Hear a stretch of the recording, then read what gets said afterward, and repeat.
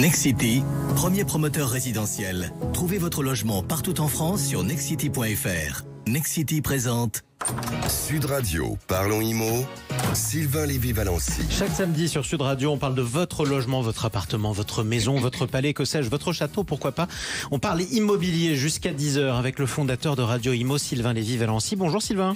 Bonjour Jean-Marie et bonjour à tous. Au programme aujourd'hui. Voilà, au programme aujourd'hui, on est ravis d'être avec vous. On arrive en fin d'année et je vais profiter des fonctions de notre invité qui est à la direction générale du Crédit Agricole Services Immobiliers pour lui demander un état des lieux de l'immobilier en région. On discutera avec notre grand témoin, David Chouraki, des niveaux de prix dans les villes de France, de la rénovation énergétique, toujours, et bien sûr, de la gestion des biens immobiliers. Exactement. On va essayer de vous éclairer, mais avant ça aussi, on va essayer de vous aider. 0826 300 300, un problème avec votre propriétaire, votre locataire, pourquoi pas votre syndic. Vous nous appelez, ça vous concerne, on vous met en contact avec nos spécialistes. Absolument, et nous discuterons emprunt et taux avec notre expert. Notamment, on posera la question du taux révisable. Et enfin, Jean-Marie, tout à l'heure, Grégoire va nous présenter les biens coups de cœur de la rédaction et de cette semaine. Nous irons à Auriol, Poitiers et direction Préchac. Et apparemment, il y a de très belles maisons et appartements dans ces différents coins. Mais avant ça, on commence par les infos à retenir. Les infos de la semaine, c'est avec Bérénice de Villefloriot. Bonjour à vous, Bérénice. Bonjour. Et bon anniversaire. Merci Jean-Marie. Bon anniversaire, Bérénice. Et oui, c'est son anniversaire. On va commencer avec les infos à retenir pour cette semaine avec enfin peut-être un signe avant-coureur, une stabilisation des taux qui a tendance à se confirmer, Bérénice. Oui, alors plus qu'un signe, on posera la question à notre expert, ça vous concerne du jour. Mais les courtiers nous ont annoncé plusieurs bonnes nouvelles à retenir cette semaine. Donc les taux semblent bel et bien se stabiliser. C'est la première fois en décembre, depuis janvier 2022, que les courtiers ne reçoivent pas de barème haussier. Les taux, enfin en novembre aussi, les taux s'établissent donc en moyenne entre 3,70 et 4,25 sur 15 ans, entre 3,90 et 4,45 sur 20 ans et entre 4,10 et 4,60 sur 25 ans. L'offre bancaire s'élargit. Qu'est-ce que ça veut dire ? Eh bien, il y a quelques mois encore, certaines banques avaient coupé les robinets du crédit, c'est-à-dire qu'elles ne prêtaient plus d'argent, car ça leur coûtait trop cher.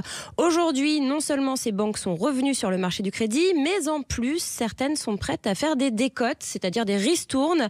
C'est ce que nous apprennent les courtiers cette semaine. Alors ça, c'est plutôt des bonnes nouvelles. On va espérer que ça puisse se confirmer. Ça concerne le crédit. On va continuer avec des annonces qui ont eu lieu cette semaine avec Bruno Le Maire concernant le crédit avec la réunion du Haut Conseil à la stabilité financière. Est-ce que là aussi, on a quelques bonnes nouvelles à annoncer ? Bien, pas vraiment. Alors déjà, pour tenter d'expliquer simplement le HCSF, donc c'est le Haut Conseil de stabilité financière, c'est l'autorité qui surveille en France le système financier dans son ensemble. C'est donc cette institution qui fixe les règles à respecter pour l'octroi d'un crédit immobilier. Donc ces règles que beaucoup considèrent comme trop strictes. Et en début de semaine, le HCSF s'est réuni à ce sujet justement et un assouplissement de ces règles était attendu pour faciliter l'accès au crédit. Parce que je vous rappelle que pour les Français, c'est compliqué. En plus des taux qui ont fait x4 en un peu plus d'un an, les Français sont confrontés à des conditions d'accès un petit peu, même très strictes. Et là, cette réunion qui a eu lieu en début de semaine a donné lieu à 4 décisions minimes, des mesurettes pour certains qui ne vont pas changer grand-chose au final. Alors pour essayer d'être précise et simple, parce que c'est quand même assez complexe, la première, c'est que lorsque les acquéreurs font des travaux qui reviennent à plus de 10% du prix de l'achat global du bien, la durée du prêt peut aller jusqu'à 27 ans. Je rappelle que c'était 25 jusqu'à présent. Les prêts relais vont sortir de la norme HCSF et ne seront plus à l'avenir un obstacle pour l'accès au crédit.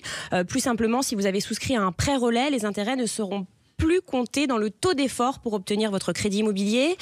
Concernant la règle du 35% d'endettement maximum, qui reste la règle absolue, une petite marge est accordée aux banques qui peuvent toujours déroger à hauteur de 20% des crédits octroyés en fonction des projets, des profils des acquéreurs. Mais désormais, cela se fera sur 3 trimestres glissants et non plus trimestre par trimestre. Donc on passe de 3 mois à 9 mois. Et enfin, dernière mesure, il y aura le droit à un deuxième examen de votre dossier. Si par exemple vous avez un refus de la part d'une banque, vous pourrez demander une explication. Ah, vous l'avez dit, c'est vraiment des mesurettes. Mais bon, on va prendre ça puisque franchement, on n'a pas le choix. Et puis en plus, les banques, dans leur dérogation, feront certainement accès à des personnes qui ont le plus de moyens. On continue avec des critères les plus recherchés, notamment sur les recherches des Français en 2023. Et oui, alors le pouvoir des négociations est passé du côté des acquéreurs en 2023, puisque la demande a fortement baissé. Ils sont moins nombreux et donc plus exigeants. On constate une évolution des critères de choix. Se Loger a publié une étude qui révèle les critères les plus recherchés en 2023 par les Français. Français qui désirent réaliser un achat immobilier. La maison, c'est le type de bien le plus recherché dans 64% des requêtes, avec une surface minimale de 80 mètres carrés. Les appartements arrivent donc en seconde position pour 36% des recherches. Et là, la surface minimale est de 56 mètres carrés. Concernant le budget moyen pour la recherche d'une maison est de 319 999 €, alors que pour l'appartement, c'est un petit peu moins, c'est 279 000. Et alors que ce soit pour les appartements ou les maisons, les Français ont une préférence pour les 3 pièces, au détriment des studios et des 5 pièces. On va continuer avec la maison la moins chère. Ah. Voilà. Du monde. Au monde. C'est aux États-Unis, dans le Michigan, à Pontiac. C'est un agent qui s'appelle Chris Hubel qui l'a mise en vente pour la modique somme de $1. Elle fait 62 mètres carrés. Alors, elle est inhabitée depuis 10 ans. Me regardez pas comme ça, elle fait vraiment pas rêver. Vraiment, tout est à refaire. Les vitres ne sont pas fixées, les fenêtres, le jardin est envahi par les plantes. Voilà. Ça fait penser au maire de Roubaix qui vendait ses maisons à 1 €. Mais ça a fait le buzz sur Internet. Ouais, et l'agent a eu de nombreuses demandes. Et vous avez d'ailleurs des villages en Italie qui essayent de se repeupler en proposant des maisons. En Sardaigne notamment, dans des endroits absolument paradisiaques. Bon, vous l'achetez ou pas cette maison Oui, je vous inviterai. Allez Bérénice, vous savez quoi? C'est votre anniversaire, je vais vous l'offrir. Ah, très sympa. Débrouillez-vous avec les travaux. C'est cadeau. Voilà, Une maison cadeau offert par la maison sur Sud Radio. Allez, restez avec nous, on va se retrouver dans quelques instants. Parlons Immo, c'est votre rendez-vous immobilier. On va accueillir votre grand témoin dans un instant. Sylvain Lévy-Valency au programme de cette interview. On va lui poser la question et surtout avec le très fort ancrage territorial du Crédit Agricole Immobilier pour les services immobiliers, de voir comment se comporte le marché et si en cette fin d'année on va voir un peu de lumière pour 2024. Exactement à quoi ressemblera 2024, à tout de suite. Sud Radio, parlons Immo, Sylvain Lévy-Valency. Votre rendez-vous 100% immobilier jusqu'à 10h comme tous les samedis sur Sud Radio avec Sylvain Lévy-Valency et son invité aujourd'hui. Absolument. Bonjour David Chouraki. Bonjour. Vous êtes directeur général de Crédit Agricole Services Immobiliers et également directeur général adjoint de Crédit Agricole Immobilier. On a tous envie de vous poser la question, David Chouraki. Dans quelle région aujourd'hui il vaut mieux acheter en France? C'est pas pour taper à côté, mais il faut acheter où on a envie de vivre, où on a un projet de vie.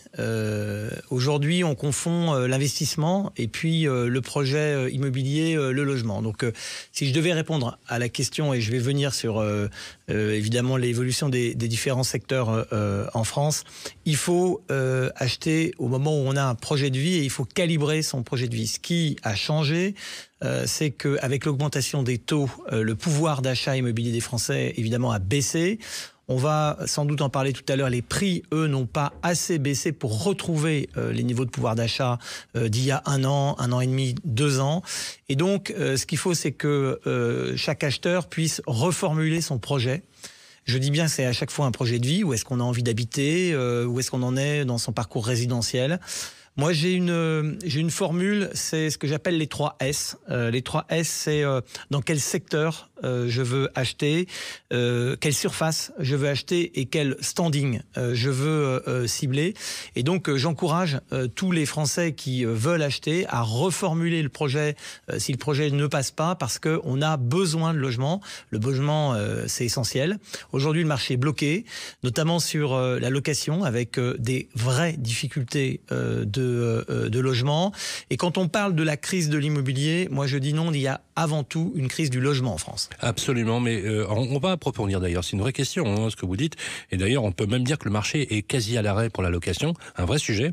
Dans votre portefeuille d'activité se trouve Square Habitat. C'est un réseau immobilier avec 500 agences réparties sur le territoire, inutile de dire que vous êtes partout. Quel est votre ressenti aujourd'hui, vous, d'un point de vue macroéconomique, quand vous faites le bilan avec toutes vos agences ou vos collaborateurs sur les régions? Est-ce que vous sentez un moral en perdition? Est-ce que vous sentez que ça repart un peu? Parce que là, quand on interroge les agents immobiliers, très franchement, le moral est plutôt en berne. Alors pendant longtemps, le marché a été bloqué là depuis plus de 12 mois. On l'a dit, bloqué parce que les vendeurs ne veulent pas ajuster les prix. Les acheteurs sont perplexes et certains retardent leur projet. D'abord, ils veulent pas acheter en haut de la vague. Et puis, comme on l'a dit, il y a un pouvoir d'achat qui est diminué. Donc, ce qu'on voit, c'est que chacun des marchés évolue de façon très différente. Alors, de façon très, très macro, on a les très grandes villes, très grandes métropoles qui sont en train de baisser. On va plutôt être aux alentours de moins 5%. On a des villes moyennes qui sont plutôt relativement stables, en réalité. Et puis, on a quelques villes qui continuent de monter, notamment les stations balnéaires. Lesquelles? Donc, tout l'arc atlantique, les stations littorales? Les stations continuent. Elles n'ont pas cessé de monter? Non. On est aujourd'hui en moyenne, nous, dans notre réseau, à plus 2% sur les prix. Donc, ça veut dire des prix qui continuent d'augmenter. A contrario, vous avez parlé des villes moyennes qui avaient tiré leur épingle du jeu, vous vous souvenez, pour le Covid.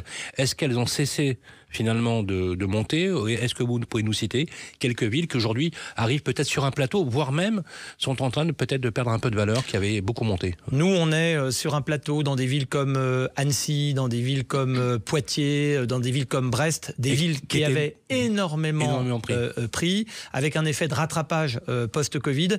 On est dans nos chiffres Square Habitat à moins 1%, si je veux être précis, sur ces villes moyennes. Ça veut dire une vraie stabilité, parce que en fait, quand on voit le pouvoir d'achat que les Français ont perdu avec la hausse des taux, c'est-à-dire à peu près 20%, en fait, quand on est à moins 1%, finalement, ça n'a pas énormément bougé. C'est très clair. Alors, vous avez un très fort ancrage, on le disait tout à l'heure, un ancrage territorial. Est-ce qu'il y a une méthode chez Square Habitat, au Crédit Agricole Services Immobiliers, pour accompagner les millions de Français qui aujourd'hui galèrent complètement, que ce soit les primo-accédants, comme vous le savez, les primo-accédants sont le tracteur du marché. D'abord, est-ce que ça vous inquiète, le fait qu'aujourd'hui, on ait pratiquement un crédit sur deux qui est refusé? Et comment vous faites, malgré tout, pour résister parmi toutes vos agences, pour accompagner ces millions de Français vers la location, vers le marché de l'acquisition et de la propriété? Alors en effet, le marché est bloqué. On a dit pourquoi. Les prêts, on le sait, ont énormément diminué. On parle à l'échelle nationale, au global, pour tout le marché de 50% de prêts en moins. Cette baisse, c'est un peu moins au niveau du Crédit Agricole. Le Crédit Agricole, c'est le premier financeur de l'habitat en France. Hein, c'est 34% Alors, des vous, au Crédit des Agricole, prêts vous avez habitat. continué à financer? On a plus financé que d'autres, mais il y a évidemment une érosion. Je veux dire pourquoi. C'est-à-dire que quand on dit le problème vient de la banque, en réalité, le problème vient de la capacité à financer. C'est-à-dire que les bons projets sont financés. Les projets finançables, je suis désolé pour la tautologie, mais les projets finançables sont financés. Vous savez que les banques sont encadrées par des critères. Hein. Les banques ne peuvent pas prêter à plus de 35% de taux d'effort et plus de 25 ans. Mais David Chouraki, je vous comprends, mais qu'est-ce qui faisait qu'avant ça prêtait beaucoup plus? Parce que la capacité... Les banques ont toujours financé les dossiers finançables. La capacité dans ce monde-là, avec des taux qui ont augmenté, la capacité des porteurs des projets n'est plus la même, mécaniquement, de façon très mathématique. Ça a désolvabilisé les Français. Exactement. Voilà. Donc en fait, la pièce qu'ils avaient gagnée peut-être, ou la chambre pour l'enfant, a été perdue avec le... Non mais c'est important, puisque en fait vous dites effectivement que les banques ont vu un peu gripper. Est-ce que par exemple, quand on entend dans la presse que les banques finalement perdaient leur marge, ne gagnaient pas d'argent sur les crédits, est-ce que c'est vrai? C'est pas sur les crédits que les marges... Et que le fait que les banques aujourd'hui ont des meilleurs taux font que du coup finalement ça redevient intéressant? Je pense que sans démagogie, il faut dire les choses. Quand le projet est finançable, la banque prête. Par contre, effectivement, ça impose parfois aux acquéreurs de revoir le projet pour être capable d'être solvable au sens des critères qui sont fixés aux banques. Absolument. Alors, le sujet, vous le connaissez, puisque c'est un peu la dent creuse, on pourrait même dire que c'est le chantier du siècle, c'est la rénovation énergétique. Rénovation énergétique, juste si on prend, ça donne le vertige. Hein. Quand on prend aujourd'hui les étiquettes F et G, on est pratiquement sur 5 millions d'unités qui sortiront, s'il n'y a pas de travaux, du marché pour ceux qui sont loués, hein, je précise. Hein. Bien évidemment, c'est un chantier colossal, avec des dotations pour les aides, MaPrimeRénov', le dispositif privé comme les C2E, certificats d'économie d'énergie, peine finalement à couvrir l'ensemble de la dépense. Comment le Crédit Agricole Immobilier aujourd'hui aborde cette question cruciale de la rénovation énergétique? Et je vais compléter, vous avez un très gros portefeuille en gestion immobilière, vous êtes même aujourd'hui considéré, vous David Chouraqui, comme l'un des spécialistes de la gestion immobilière et de l'administration de biens. On sait pourquoi, vous avez un long parcours derrière vous. Comment vous allez faire pour expliquer à tous ces propriétaires qui vont devoir investir entre 25 et 35 000 euros pour continuer à louer leurs biens? Notre métier, c'est d'accompagner ces clients dans la rénovation énergétique. Ce qu'on fait, c'est qu'on va les accompagner de A à Z. On a formé l'ensemble de nos équipes à la rénovation énergétique. C'est un nouveau métier. On avait l'habitude de faire des travaux, que ce soit en copropriété ou que ce soit dans les logements. En réalité, on a une montagne devant nous, puisqu'il s'agit de plusieurs millions de logements qu'il va falloir rénover. On accompagne les propriétaires bailleurs, les propriétaires qui souhaitent réaliser des travaux. Depuis le diagnostic, on les accompagne dans la définition des solutions de travaux, on les accompagne dans le financement. L'ingénierie, vous avez dit, c'est un maquis d'aide locale, aide nationale, les C2E, être capable de financer le reste à charge et puis être capable de réaliser les travaux. Donc ça, c'est un accompagnement global et on a fait le choix d'avoir l'ensemble des compétences au Crédit Agricole pour pouvoir accompagner nos clients. En cette fin d'année, très rapidement, en une minute, 2024 se présente comment? Alors, bien de malin celui qui va prophétiser, mais est-ce que vous êtes serein pour le premier semestre 2024? Serein, non. Le marché est extrêmement perturbé, il est bloqué. Vous l'avez dit tout à l'heure, le pouvoir est désormais dans les mains des acquéreurs, c'est-à-dire être capable de fixer des prix, fixer son timing. Donc l'acquéreur aujourd'hui a repris le pouvoir sur le marché. Les prix vont continuer, je pense, à baisser.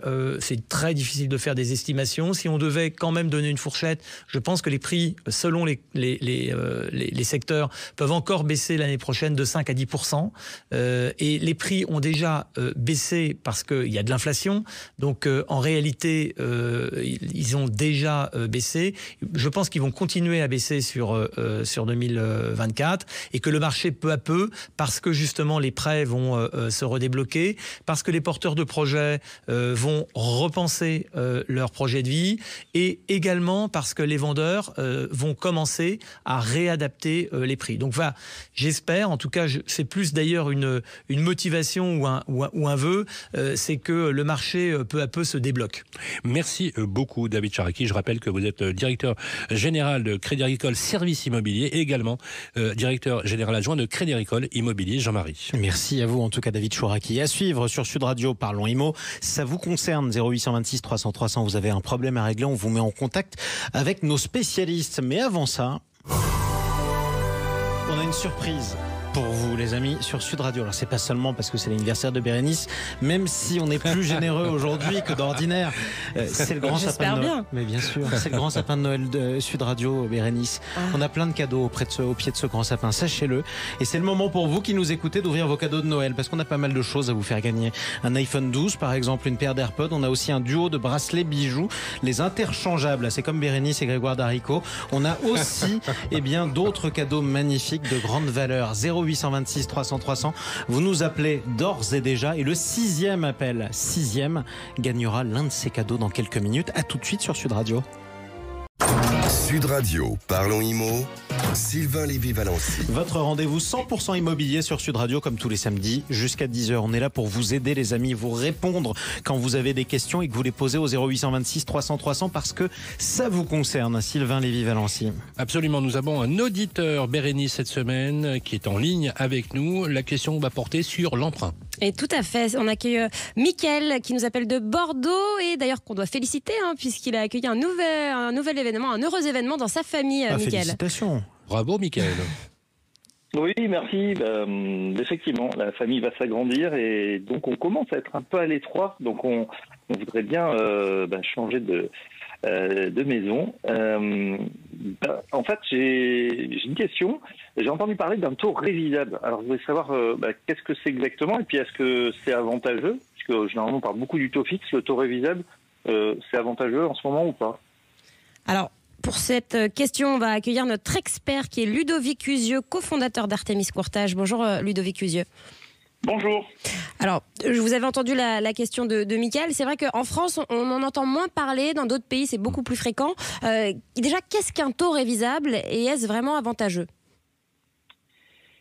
Alors un taux révisable, c'est un taux qui est fixé pour une période de référence qui est en général annuelle, c'est-à-dire que on entre dans le crédit avec une mensualité qui est fixe pendant 1 an, et chaque année à date anniversaire, en fonction d'un indice de référence qui est en général l'Euribor, 3 mois ou 12 mois.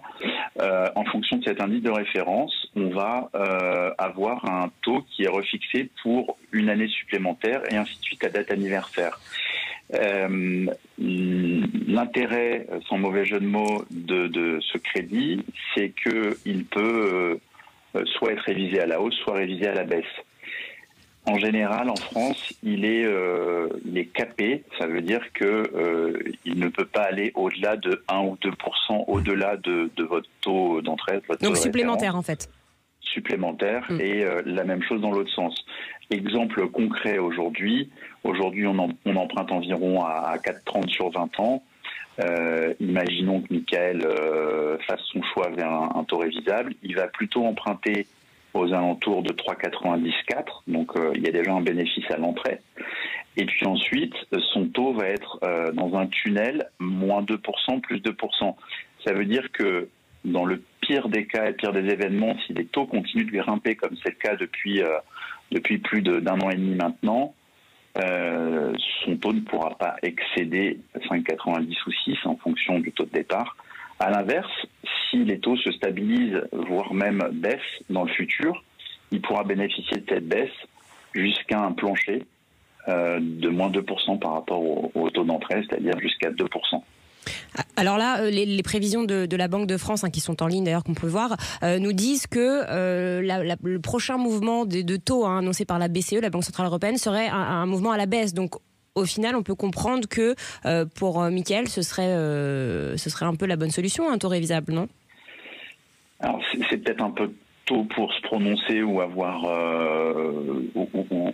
une position complètement fermée, mais effectivement, on a eu une longue période d'augmentation des taux très intense et quasi mensuelle, où on est passé en moins de 2 ans de 1% sur 20 ans à plus de 4%.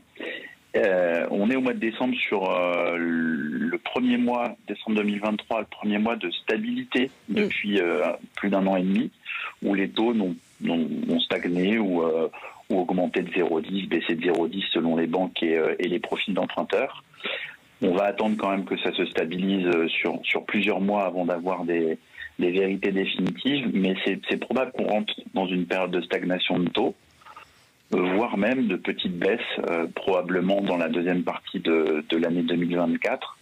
Et ça peut commencer à devenir effectivement intéressant, au moins d'y penser, de se dire que un taux révisable, alors avec les sécurités qui vont avec, c'est-à-dire plus 1%, moins 1% ou plus 2%, moins 2%, c'est un début de bonne idée. Au moment où on se parle, il faut peut-être attendre encore 2 ou 3 mois pour avoir des idées un peu plus claires et effectivement et avoir une certitude sur le sens de l'orientation des taux au prochain trimestre. Mais les prévisions sont plutôt celles-là, vous avez raison, d'une stagnation des taux probablement pendant un quadrimestre ou un semestre. Et puis après, c'est pas impossible qu'on parte vers une période baissière après ces 2 années de hausse intense et quasi mensuelle. Et donc ça, c'est la meilleure occasion pour souscrire à un taux révisable. Pourquoi on en utilise si peu en France? Pourquoi il y en a si peu alors que dans les autres pays, c'est beaucoup plus en vogue? C'est quasiment culturel. Il y a effectivement des pays qui sont historiquement des pays où on pratique le crédit immobilier à taux fixe, comme la France et l'Allemagne. Par définition, il n'y a pas d'aléa, c'est-à-dire que vous empruntez, tous les auditeurs qui nous écoutent et qui ont emprunté les 4-5 dernières années aux alentours de 1%, payent toujours des mensualités de crédit à taux fixe à 1%, et ce jusqu'à la fin de leur crédit immobilier. Dans les autres pays d'Europe du Sud ou les pays comme l'Angleterre ou les États-Unis, c'est culturel d'emprunter à taux variable et de suivre effectivement les taux quand ils sont à la hausse ou à la baisse. Ça ne choque personne quand c'est une habitude. En France, on n'aime pas trop les taux révisables ou les taux variables pour cette considération d'aléa. On aime bien être sécurisé et on se dit que c'est un formidable rempart à l'inflation quand on monte dans une période d'inflation comme c'est le cas depuis 2 ans. En tout cas, c'est l'esprit. Est-ce que vous confirmez cette impression ou pas, David Chaouraki, pour le Crédit Agricole? Oui, le taux fixe, c'est très français quand on regarde effectivement à l'échelle européenne. Et mais c'est aussi protecteur. Je veux dire que c'est protecteur. Voilà. Le taux fixe, ça veut dire qu'on est protégé. Et qui assume le risque? Eh bien, ce sont les banques. Oui. Qui du coup assument les risques de taux. Donc effectivement, c'est extrêmement protecteur. Et puis par rapport au sujet du financement, je veux dire qu'il y a eu beaucoup de choses de dites récemment sur le PTZ, donc il faut regarder le PTZ. Au Crédit Agricole, on a choisi de doubler le prêt à taux zéro jusqu'à 20 000 euros. Donc on est très engagé dans cette politique d'accompagnement. Le PTZ travaux, on a parlé tout à l'heure de la rénovation énergétique. Il y a beaucoup de choses à regarder en ce moment. Vous avez parlé des logements F et des logements G. On doit aussi aller chercher le 1% logement chez Action Logement. Donc effectivement, il y a des leviers à activer. On parle souvent d'ingénierie financière, c'est un peu barbare, mais il y a beaucoup de choses. Beaucoup d'engagement, en tout cas, c'est ce qu'on notera. On espère que ça répond à votre question, Michael, qui nous appeliez depuis Bordeaux, 0826 300 300. Merci aussi à notre expert d'être intervenu sur Sud Radio. Merci à vous, Ludovic. Je rappelle que vous êtes Ludovic Usieux, cofondateur d'Artemis Courtage. Tout de suite, les biens coups de cœur, c'est avec Grégoire Darico. Bonjour à vous, Grégoire. Bonjour Jean-Marie. Comme chaque semaine, on vous propose des biens à acheter, pourquoi pas, un peu partout en France. Et on commence par un bien à vendre en Viager avec notre partenaire Viagimo, Grégoire. Tout à fait, Jean-Marie. Et parce qu'il fait trop froid ici, là où nous sommes, trop gris, j'ai décidé de vous emmener en Provence. Et oui, nous allons à Auriol, commune de 12 700 habitants située dans les Bouches-du-Rhône à 25 km de Marseille. Direction le lotissement privé Le Belvédère, qui est un emplacement privilégié et calme. Notre bien est une maison de 93 mètres carrés, une maison traversante, très lumineuse et sans vis-à-vis.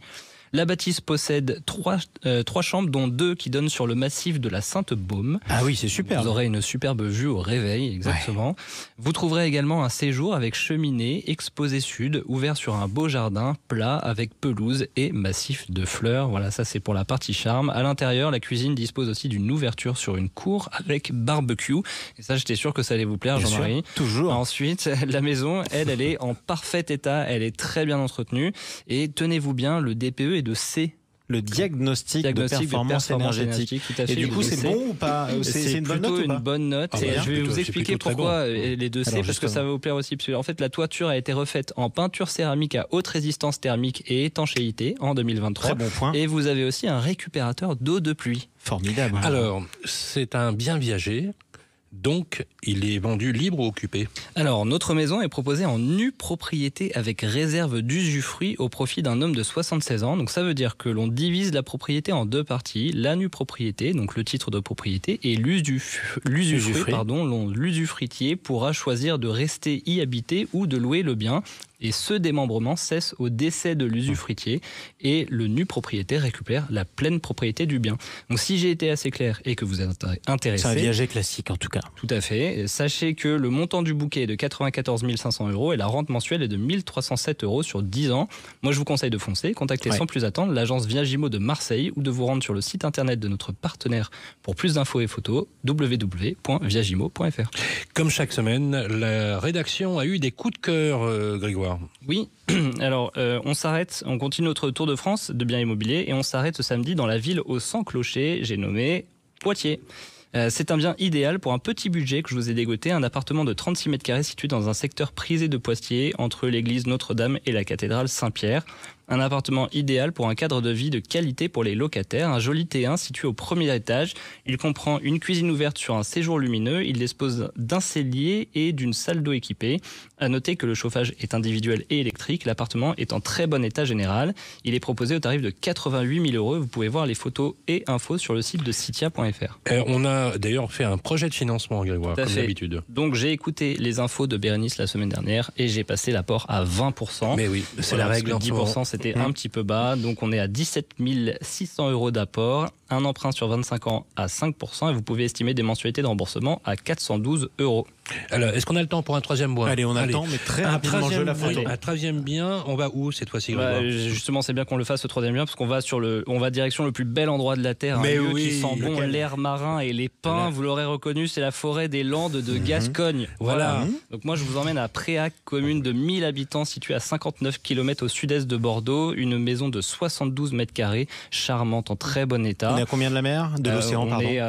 Comme on est à 50 km de Bordeaux, on doit être à 1h30 à peu près de la mer. C'est quand même pas mal. Alors, la maison est à 135 000 € et vous avez plus d'infos sur le site d'une petite agence à connaître qui s'appelle squarehabitat.fr. Et le connaisseur de cette région nous dit que c'est une bonne affaire. Oui, c'est très bien. C'est une excellente très belle affaire. C'était bien de la faire, cette troisième annonce. Il fallait la faire, bien sûr. On vous a fait un projet de financement, formidable. Écoutez, en tout cas, on pourra le consulter et on espère qu'on pourra le consulter un petit peu plus tard. Chers amis, je vous remercie pour ces conseils, ces coups de cœur, ces conseils aussi très importants et très précieux pour tous ceux qui nous écoutent sur Sud Radio. Merci à tous nos invités. L'émission est retransmise mardi prochain. Exactement, en direct d'ailleurs à midi sur Radio Imo. Vous pourrez aussi la réécouter sur le podcast de sudradio.fr. Chers amis et cher Sylvain Lévy-Valency, je vous propose que dans un instant, on découvre qui a gagné le cadeau qui était au pied du sapin de Noël. Sud Radio, avec merci plaisir. à vous. Sud Radio, parlons Imo. Sylvain Lévy-Valency. Avec Nexity, premier promoteur résidentiel, trouvez votre logement partout en France sur nexity.fr.